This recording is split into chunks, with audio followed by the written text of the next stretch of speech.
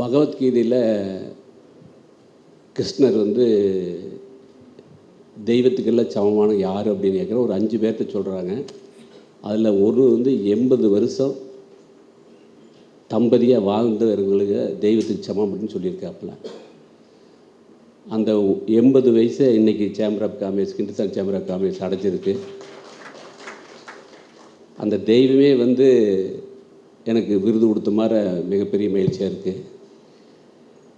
எல்லா இடத்துலையும் நான் சொல்லுவேன், உங்களுடைய லைஃப்பில் என்ன எம்பிஷன் அப்படின்னு. வெளியே வெள்ளையாக இருக்கிறதுக்கு ராமராஜ் வேட்டி சட்டு, உள்ள மனசு வெள்ளையாக இருக்கிறதுக்கு வேதாத்திரியம் அப்படின்னு சொல்லுவேன். பேசுகிறபோது சொன்னாங்க பிஸ்னஸ் எக்ஸலன்ஸ் அவார்டு அப்படின்னாங்க.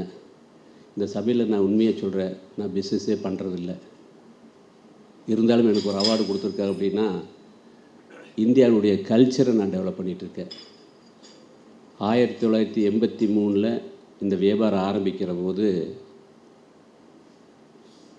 ஊர் உலகத்தில் இருக்கக்கூடிய அத்தனை விஐபிக்கும், அத்தனை இனப்புலந்தார்களுக்கும், அத்தனை அரசியல் பெருமக்களுக்கும் வந்து வெள்ளை வேட்டி வெள்ளை சட்டை தயார் பண்ணி கொடுக்கக்கூடிய நெசவாளர் வெறும் மேலோட ஒரு வேளை கூட சாப்பிட முடியாமல் அந்த ஏழ்மையாக பாவர்ட்டியாக இருந்ததை பார்த்து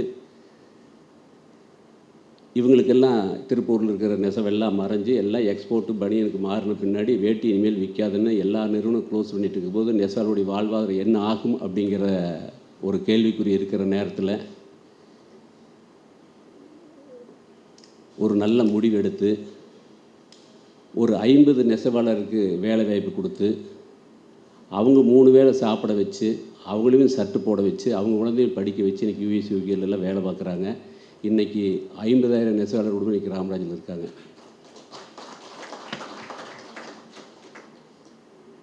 1947க்கு பின்னாடி, அதுக்கு முன்னாடியெல்லாம் பார்த்தா அரசர் காலம் இருந்தது, முகலாயம் இருந்தது, பிரிட்டிஷ் கவர்மெண்ட் வந்தது. அதுக்கு முன்னாடியெல்லாம் பழைய பிளாக் ஹோட்டல் பார்த்திங்கன்னா எல்லாருமே வெள்ளை வேட்டி வேலை சேர்த்து தான் கட்டியிருப்பாங்க.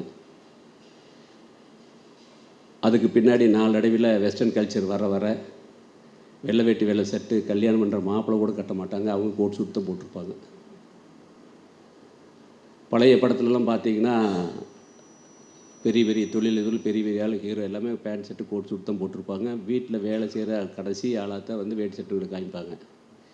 இப்படி அந்த வேட்டி கட்டுறவங்களுக்கும் அங்கீகாரம் இல்லை, வேட்டி தயாரிப்பாளர்களுக்கும் அங்கீகாரம் இல்லை, வேட்டி விற்பனை செய்யக்கூடிய கடைக்காரருக்கு தயாரிப்பாளர்களுக்குமே ஒரு அங்கீகாரம் இல்லாத ஒரு சூழ்நிலையில், இனிமேல் வேட்டிக்கு எதிர்காலமே இல்லாதுங்கிற ஒரு சூழ்நிலையில் எப்படியாவது இந்த நெசவாளருக்கு வாழ்வாதாரம் கொடுக்க வேண்டும், இந்த வேட்டிக்கு ஒரு அங்கீகாரம் பெற்றுத்தர வேண்டும் என்ற நல்ல நோக்கத்திற்காக எடுத்தது தான் இந்த ராமராஜ். அப்பா பேர் ராமசாமி, என் பேர் நாகராஜ். ரெண்டையும் சேர்ந்து ரொம்ப காம்ப்ளிகேட் பண்ணாமல் ரெண்டையும் சேர்ந்து வச்சு இன்றைக்கி இந்தியா முழுதும் இல்லை, உலகம் முழுவதுமே வந்து கடந்த பொங்கலில் பார்த்துட்டிங்கன்னா உலகம் முழுவதும் இருக்கிற இந்தியர்கள் வேட்டி கட்டி இந்த பொங்கல் விழாவை சிறப்பாக கொண்டாடுவது நீங்கள் எல்லா படத்துலையும் பார்த்துருக்கலாம், எல்லா டிவிலையும் பார்த்துருக்கலாம், எல்லா டிஜிட்டலையும் பார்த்துருக்கலாம். இன்றைக்கி பிறந்த குழந்தையிலிருந்து பெரியவங்க வரைக்கும் ஒரு வீட்டில் ஒரு விசேஷம் அப்படின்னா இந்த வேட்டி அணியது மிகப்பெரிய சிறப்பாக இருக்குது. 1000 பேர் கோட் சூட் போட்டிருக்கிற சபையில் ஒரே ஒருத்தர் மாண்பு அமைச்சராட்டான் வெள்ளை வேட்டி வெள்ளை சட்டு போனால் எல்லோரும் எழுந்திரிச்சு கும்பிடு போடுவாங்க. அமைச்சராக இருக்க வேண்டிய அவசியம் கூட இல்லை, வெள்ளை வேட்டி வெள்ளை சட்டு கட்டினா போதும். அந்த அளவுக்கு இன்றைக்கி இந்த வேட்டிக்கு அங்கீகாரமாக வாங்கி கொடுத்தது இந்த ராமராஜ் காட்டன். அப்படிப்பட்ட இந்த ராமராஜ் காட்டனுடைய நிறுவனத்துக்கு நீங்கள் இவ்வளோ பெரிய ஒரு உயரிய விருதை கொடுத்ததுக்கு உங்களுக்கு எல்லாத்துக்கும் என்னுடைய வணக்கத்தையும் வாழ்த்துக்களையும் நன்றிகளையும் கூறிக்கொள்வதுடன், இந்த விருதை வந்து ஒரு 50,000 நெசவாளர் குடும்பங்கள் வாழ்வாதாரத்துக்கு காரணகர்த்தாக இருந்த என்னுடைய இந்தியாவில் இருக்கிற அத்தனை டீலர்களுக்கும், அதை கொண்டு சேர்க்கறக்கு எங்கூட இதுவரைக்கும் எங்கூட தோளோடு தோளுன்னு என்னுடைய நிறுவன அலுவலர்களும் பணியாளர்களுக்கும், என்ன தான் நான் விளம்பரம் பண்ணி என்ன தான் நான் தயார் பண்ணியிருந்தாலுமே அதை வாங்கி உடுத்த வேண்டும் இல்லையா, அந்த உடுத்திய வாடிக்கையாளர்களுக்கும் இந்த உயரிய விருதை சமர்ப்பிக்கிறேன் என்று கூறிக்கொண்டு, மீண்டும் ஒரு முறை நீங்கள் எல்லாம் வந்திருக்கிறீங்க, உங்களுக்கு ஏதாவது ஒரு செய்தியை சொல்லிவிட்டு நான் நிறைவு பண்ணிக்கிறேன். மிகப்பெரிய தொழிலதிபர்கள், மிகப்பெரிய ப்ரொஃபஸர்களுக்கு, மிகப்பெரிய அளவுக்கு எல்லாம் பார்க்குறபோது எனக்கு மிகப்பெரிய ஆச்சரியம். நாங்களாம் கிராமத்துலேருந்து வந்தவங்க எல்லாமே எங்கள் ஊர் எல்லாமே வந்து ப்ளூ கலர் தான் அதிகம், ஒயிட் கலரே கிடையாது. இங்கே எல்லாம் ஒயிட் கலரை பார்க்கும்போது எனக்கு இந்த சபை மிகப்பெரிய ஆச்சரியப்பட்டுக்கூடிய சபையாக இருக்குது. இருந்தாலும் உங்களுக்கு எல்லாத்துக்கு நான் சொல்லக்கூடிய செய்தியை, இறைவன் எல்லாத்துக்கு ஒரே மாதிரி 24 மணி நேரத்துக்கு கொடுத்துருக்காப்புல. அமைச்சருக்கு இருக்கிறதால அவருக்கு அதிகமாகவோ, ஆடிட்டர் இருக்கிறதால அவங்களுக்கு அதிகமாகவோ, இல்லை வசதி இருக்கிறதால அவங்களுக்கு அதிகமாக இறைவன் கொடுக்கல. எல்லாத்துக்கும் அந்த 24 மணி நேரத்துக்கு கொடுத்துருக்காப்புல. அந்த 24 மணி நேரத்தில் யார் சரியாக பயன்படுத்துகிறாங்களோ அவங்க தான் வாழ்க்கையில் வெற்றி பெற்றவர்கள் இல்லை, பெருவாழ்வு வாழ்ந்தவர்கள். லாட்டரி சீட் அடித்தா கூட வெற்றி அடைஞ்சிடலாம், ரியல் எஸ்டேட் இடத்த வாங்கி போட்டால் கூட வெற்றி அடைஞ்சிடலாம், தங்கத்தை வாங்கி வச்சா கூட வெற்றி அடைஞ்சிடலாம், வெள்ளி வாங்கி வச்சா கூட வெற்றி அடைஞ்சிடலாம். ஆனால் பெருவாழ்வு வாழ்கிறது அப்படிங்கிறதுக்கு என்ன 5 காரணத்தை சொல்லி நான் நிறைவு பண்ணிக்கிறேன். 1, உங்களுடைய மனம் மனநிறைவோட மகிழ்ச்சியாக மனமேறியாக இருக்கணும், உடல் ஆரோக்கியத்தோடு இருக்கணும். அடுத்தது உங்கள் குடும்பத்தில் இருக்கிற அத்தனை பேர்த்தையும் நல்ல வளத்தோடு நலத்தோடு பார்த்துக்கூடிய மிகப்பெரிய பொறுப்பு உங்களுக்கு இருக்குது. இந்த 2க்கு பொருள் வேணும். இந்த பொருளை நேர்மையான வழியில், தூய்மையான வழியில் ஈட்டக்கூடிய தொழிலை நல்ல சிறப்பாக பண்ணணும். அதில் மிச்சமாகிறத நம்முடைய பிளட் ரிலேஷனுக்கு கொடுத்து நல்லது கெட்டதை நாம் போய் முன்னாடின்னு நல்லது அவங்க வந்து நம்ம ஒன்று உறவுகளை மேம்படுத்தி இருக்கணும். இதுக்கு மேலே ஒரு 5வது விஷயம் இருக்குது. நீங்கள் எல்லாம் அதை அந்த அந்த அந்த இடத்துல இருக்கிறீங்க அப்படிங்கிறதுக்காக சொல்கிறேன். அதுக்கு உதாரணமாக 2 பெரியவர்கள் இந்த மேடையில் உட்காந்துருக்காங்க. அமர் சேவா சங்கம். இந்த சொசைட்டி இல்லாமல் நாம் இல்லை, இந்த சமுதாயம் இல்லாத நாம் இல்லை. நாம் எல்லாம் வந்து நிறைய நம்ம ஈகை பண்ணுறோம், தர்மம் பண்ணுறோம் அப்படின்னு நிறைய நம்ம சொல்லிட்டாலுமே நம்மளுக்கு பொருளாதாரத்தில் நம்ம உயர்ந்தால் அதை கொடுக்க வேண்டியது அது தர்மம்னு நான் நினைக்கிறது இல்லை, நம்மளுடைய கடன் அப்படின்னு நான் நினைக்கிறேன். இந்த கடன் அடைச்சாலே பேரும் புகழும் கிடைத்து விடும். இந்த 5 விஷயம் இருந்தால் போதும், ஒரு நாளைக்கு நாம் பெருவாழ்வு வாழலாம். மனசு அமைதி, உடல் ஆரோக்கியம், குடும்பத்தில் இருக்கிறத பார்க்குறது, தொழில் நல்லா பண்ணுறது, ஊருக்கு பிளட் ரிலேஷன் கொடுக்குறது, சமுதாயத்துக்கு பகல் பண்ணி மிகப்பெரிய புகழ் பெற வேண்டிய 5 விஷயத்தை நீ உள்வாங்கிட்டாலே போகுது. இன்னும் நீங்கள் எல்லாம் தொழில் பண்ணுறவங்க, நீங்கள் கடனை திருப்பி கட்டுறீங்களோ இல்லையோ, டேக்ஸை சரியாக கட்டினாலே மிகப்பெரிய தர்மம் என்று கூறிக்கொண்டு வந்திருக்கக்கூடிய உங்கள் அனைவருக்கும் என்னுடைய வாழ்த்துக்களை கூறிக்கொண்டு உங்களுக்கும் உங்களுடைய குடும்பத்தில் உள்ள ஒவ்வொருவருக்கும் எல்லாம் வல்ல இறையர்களால் உடல்நலம், நீலாயில், நிறை செல்வம், உயர்ப்புகள், மெய்ஞானம் பெற்று அனைவரும் ஓங்கி வாழ வாழ்க வளமுடன் வாழ்த்தி மகிழ்கிறேன். வாழ்க வளமுடன்.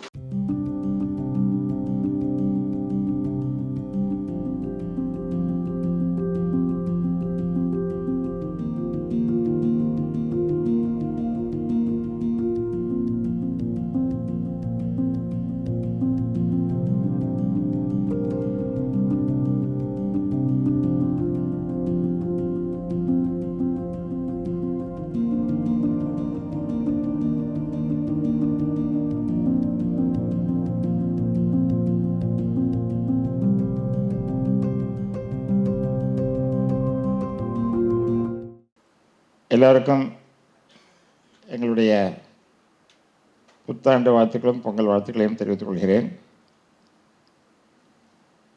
இந்த ஒரு நிகழ்ச்சியில் ஹிந்துஸ்தான் சேம்பர் ஆஃப் காமர்ஸ் போன்ற ரொம்ப பெருமை வாய்ந்த நிறுவனத்திடமிருந்து அமர் சேவா சங்கம் எங்கள் 2 பேருக்கும் ஹானர் பண்ணுறது வந்து ஒரு பெரிய honor for us. We take this very humbly because getting an award from such an institution is not so easy. We dedicate this to our entire people with the disabilities in this country. We have to really thank the Honorable Minister Manoj Thangaraj for being present here and gracing the occasion to give this honor, and also to the current President, Mr. Ramesh Dugar, and also our guest of honor, Mr. Mahendra Jain, to participate and felicitate us. All of you, the key business tycoons I should say, more than a business tycoon, all of you have been a great provider of employment for this country and add wealth to the nation. So நம்ம Ramaraj sir சொன்ன மாதிரி நீங்கள் வந்து சமுதாயத்திற்கு உங்களுடைய கடமைகளை செய்ய வேண்டும் என்று அழகாக கூறினார். கடனை கொடுப்பது போல் செய்ய வேண்டும் என்று. நீங்கள் நிறைய already you are doing it. But one more thing that you can consider is providing employment for people with disabilities. When Ramakrishnan met with an accident at the prime age, when he was aspiring to become an engineer and want to go to the Navy for the naval service, he met with an accident.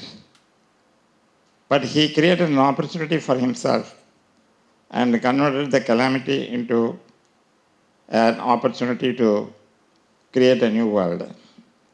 So this is a kind of positivity that can bring transformations. And when I was doing my CA, my chartered accountancy, and later on became a chartered accountant, nobody thought that I will complete my CA in first attempt.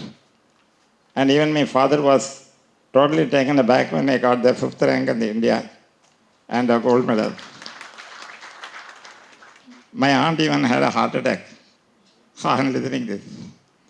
So that is a kind of a situation. Now things are changing. Now we realize that people with disabilities have potentials and they can contribute. Whenever I go to the income tax office or to the register of companies, even last week I went there for Amar Seva Sangam matters. Everywhere people ask, why are you coming? You could have stayed home and you could have just sent a message. But when I was practicing, that was an advantage for me because whenever I go to the office, they don't want to see me come back again. So my client's work will be solved that much easily. So this is a way by which we create opportunities for ourselves. Now, the hundreds and thousands of people whom we have rehabilitated over the last nearly 45 years, many of them are in a good working environment, leading a good life, married, having children.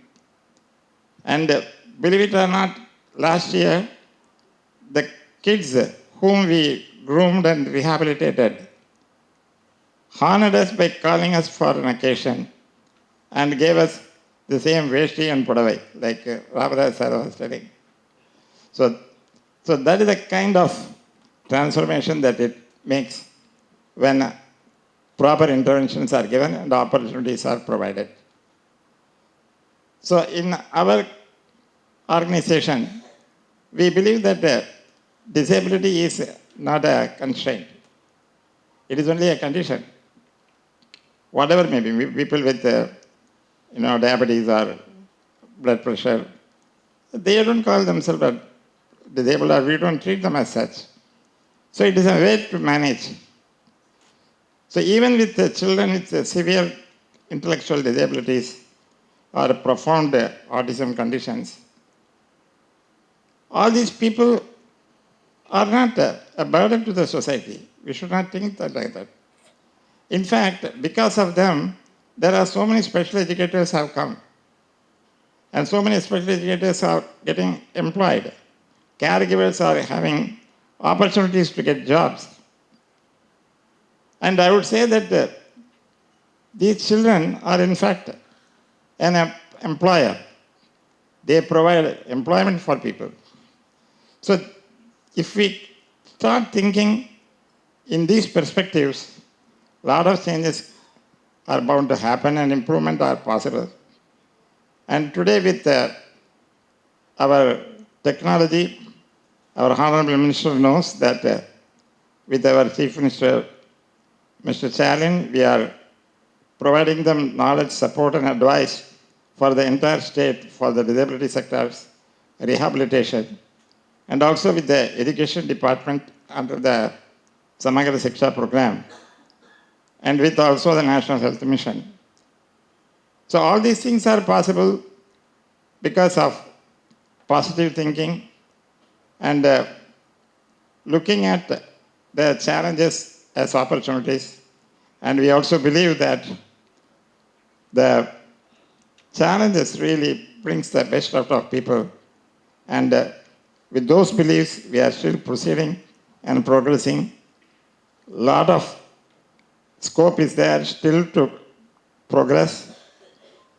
There are still accessibility issues, challenges in education, challenges in getting health access, and so many other factors. So let us all get together and try to make people with disabilities as part of the humanity. We are all the same. People with disabilities are not different. We don't require any sympathy. We only need your understanding. And given an opportunity, we will perform. Thank you very much. Thank you, sir.